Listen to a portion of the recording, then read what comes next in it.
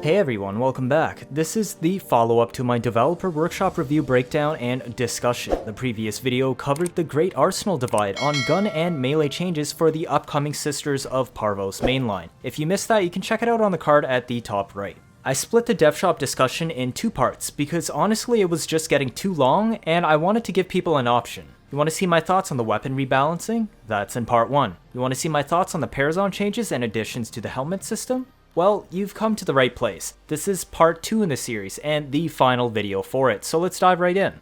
DE has recognized that mercy kills have always been very hard to consistently pull off. Either the enemies are dying outright or they are so tanky to kill you can't get them to the 20% HP threshold to trigger the Parazon finisher prompt. This is made even worse by co-op play, where other teammates can easily nuke what you didn't finish. So with these issues in mind, the system is changing. Instead of a chance for Parazon finishers upon dropping enemies below 20% health, certain enemies will have guaranteed prompts below 40%, and 60% for Corpus, but their shields must be fully stripped first. This change is only being applied to the heavy units in each faction, so heavy gunners and bombards, scrambists and nullifiers, and ancients.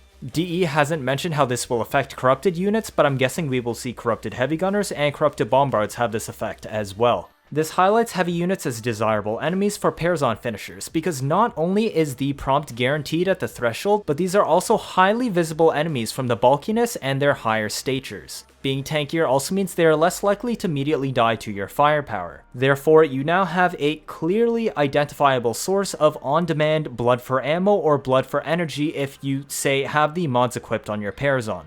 No more random Parazon prompts and super low HP requirements. All XMI units will also carry this 40% threshold trait also. The 20% HP threshold with RNG Parazon prompts on general enemies is being completely abolished. Impact procs are also receiving a change. They used to increase the likelihood of a Parazon finisher prompt that would appear in the 10 to 20% HP range. After the update, prompts are now guaranteed on applicable units at 40% HP. So now, impact procs will increase the minimum HP threshold before you get a Parazon prompt.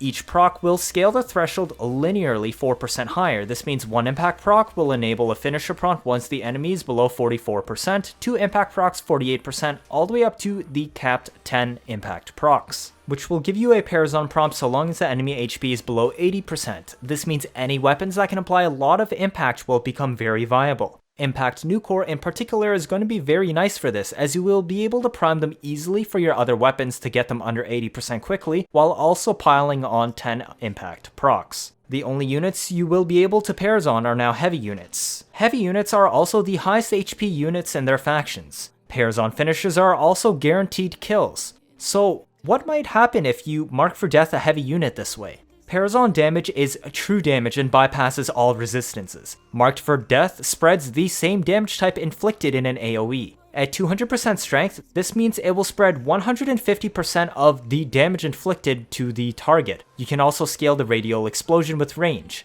This means if you mark for death a heavy unit with the Parazon finisher at 80%, it's going to deal 120% HP damage as true damage of that heavy unit in a massive AoE. You could even go the viral route instead. 40% HP damage without the impact procs is the same as the 10 impact proc 80% HP damage, so long as you have one viral stack in the AoE. At 200% strength, this means one AoE viral stack matches 10 impact procs, but you might have some difficulties applying that viral everywhere. The easiest weapon for this task is Epitaph, but it also procs cold, meaning it will slow down the stun animation of Mark for Death. You cannot stab the enemy with a Parazon until it finishes the full Marked for Death stun animation. We now have a portable Mark for Death nuke, with guaranteed finishers from your Parazon on every heavy unit. And you know the best part about this? You don't need to see the target you hit with your Mark for Death. The game marks it for you with a bright red Parazon dagger overhead, removing the biggest issue of the ability. Instead of trying to figure out where to cast it and who you hit, the game literally hangs a giant hit me sign and points you to the right place. There is one caveat to this though. Pablo mentioned this 40% threshold only exists up to where 40% is 25,000 health. That means if the enemy has more than 62,500, the Parazon will not trigger until 25,000 health, meaning you will have to drop their health below 40%. And this is where impact procs are super important. Pablo mentioned this 40% breakpoint is not reached by the heavy gunner until level 415. But impact procs can double the Parazon threshold requirement, meaning you can still go far above level 415 and still one-shot everything, so long as you use impact procs, because HP scaling starts leveling off. So how high can you go? Well, to do 100% heavy unit damage with Mark for Death, if the enemies are viral procced, the explosion must do at least 50% heavy unit HP damage. Marked for Death deals up to 1.5 times the damage the Parazon finisher did, meaning to do a 50% HP explosion, the enemy you Parazon kill must have at least 33.3% HP remaining. 10 impact procs double the HP threshold requirement before you can Parazon, meaning the enemy only needs to activate the Parazon normally at 16.7% health left. This 16.7% health represents 25,000 health to activate the prompt. If 16.7% health represents 25,000, then this unit has 150,000 health. This means the highest HP heavy unit you can still go with a Parazon finisher and to do enough AoE damage with Mark for Death to one-shot everything, including other identical heavy units at 100% health, is 150,000 health. This is assuming everything is procced with one viral stack, and your chosen target has 10 impact procs. The more AoE viral stacks you have, the higher the total health pool is allowed. Heavy gunners do not have 150,000 health until level 2100. So if you use a viral proc, at 200% strength, Mark for Death, and 10 impact procs on your target, you will always be able to one-shot everything in Steel Path unless you're doing level cap runs. But wait, there's more. What if you do want to do level cap runs?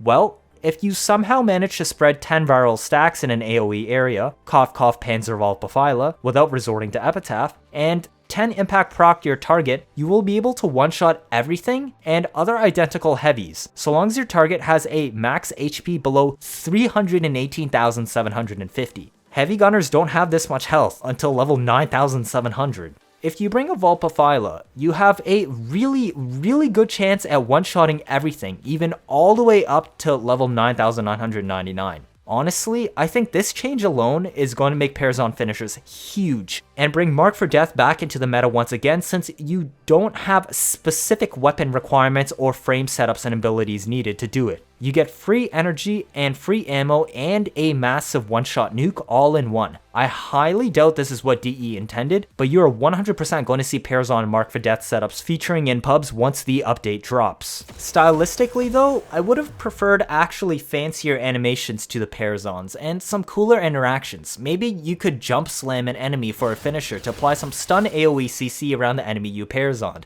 Maybe yeet that body for extra effect. This would make it better than the one-trick pony you'll get from the energy or ammo restore and the Mark for Death meme. But that sums up my thoughts and review of the Parazon changes. So now let's move on to the Helminth changes. Oh boy, this is gonna be a ride. Helminth Invigoration is the first topic. Every week, the Helminth will randomly select 3 frames eligible for an Invigoration buff. This lasts 7 days, and you can get it for free by interacting with any of the 3 frames selected. They didn't show it in the video, so I don't know if you can buff all 3 frames for the week, or you have to pick one of the 3 and that's all you get. For buffs, you can get primary damage, secondary damage, melee damage, armor, shields, health, strength, range duration, efficiency. It seems like every single Warframe stat and weapon buff is possible. The weapons can even get different stats, like melee critical chance instead of just melee damage. Strangely, a passive heal rate stat also seems to be in the pool. Either way, only 2 possible stat buffs are ever generated for an Invigoration choice. Every 10 weeks, yes, 10 whole weeks, you will be able to infuse any of the 3 Invigoration stat options onto your chosen Warframe of choice. Note that this means you only get to pick your Warframe. You don't get to pick the buffs, you still have to select from one of the 3 generated options. So, what is this? Having it be available once a week is an excessively long time. This means it could be forever until frames you actually want to play show up. Yes, every 10 weeks you can pick the frame, but there is still the risk you don't like any of the 3 sets of buffs. Also, 2.5 months is an extremely long time. Nobody wants to wait 10 weeks to get their favorite frame buffed. Change this to rotate on a daily basis. A 1-day buff is more than enough, and this means every 10 days you can buff the frame you want. This is often enough to be able to buff your favorite frame in a realistic time frame, and aren't stuck with the same boring frame choices for a full week. Now, the other issue is a little bit more controversial and infrequent, but it is a big issue I think that needs to be raised. This is concerning leaderboard operation events. There is a huge advantage if you have the 10th Invigoration available. Say a team sets up a run with a plus 200% strength Hildren to guarantee they can hit the 400% strength mark for the free 100% armor strip across the entire tile on demand. Or maybe a Rhino Roar team build that gives the team a 500% strength roar that double dips status DOTs. A 300 strength roar will increase your damage by 6.25 if you double dip DOTs. A 500% strength roar in comparison will give you an extra 12.25 times damage on DOTs. This is literally twice the damage just because one player got a strength buff through the invigoration process on their Rhino. Imagine if you run a power donation squad.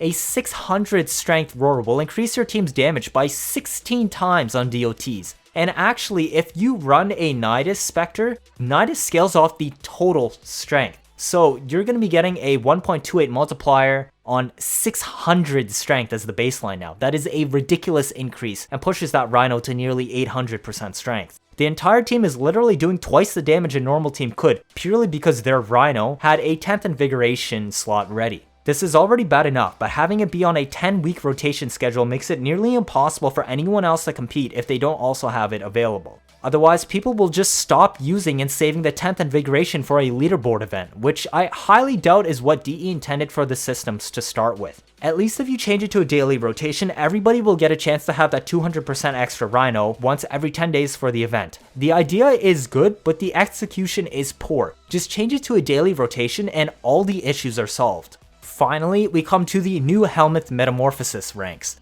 The 11th tier gives Parasitic Armor. Trade shields for flat armor.